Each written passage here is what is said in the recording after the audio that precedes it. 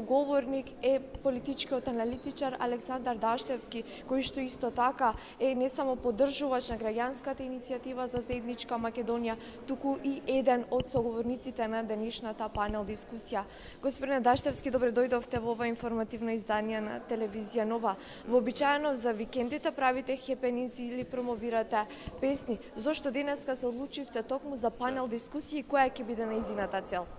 Па значи, како што рековте, јас сум само поддржувач, така да не се мешам во политиката на иницијативата за заедничка Македонија, бидејќи тие одлучуваат како ќе ги организираат настаните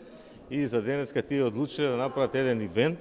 со кој ќе се објасни на граѓаните на Република Македонија, и еве вие ќе имате право тоа со видеозапис да го забележите, значи во што се состои повредата при избор на претседател на собранието, бидејќи легитимноста веќе постои, тоа е признаен од цел свет на некој начин, Европска унија, САД, НАТО, сите амбасадори и така натаму. Меѓутоа, останува оној дел каде што е повреден уставот, деловникот на собранието на Република Македонија, и ние ќе се обидеме да го објасниме тоа.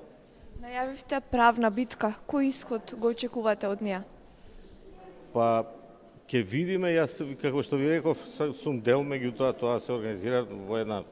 поширок круг на луѓе, кои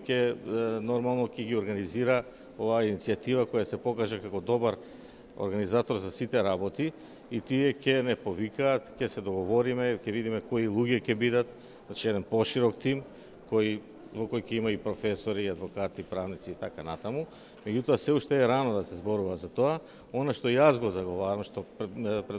сакам да се оствари, е да се поднесе барање до Уставниот суд за испитување на уставноста на таа одлука, бидејќи според мене таа е ништовна, бидејќи е донесена во една процедура која е неважечка, непостоечка и не е во согласно со деловникот и уставот, па како таква е ништовна. Меѓутоа сега, бидејќи добива легитимитет, веќе гледаме дека Талат Джафери влезе во собранието, дека е официјален претседател и ќе излезе во службен весник, значи таа постапка се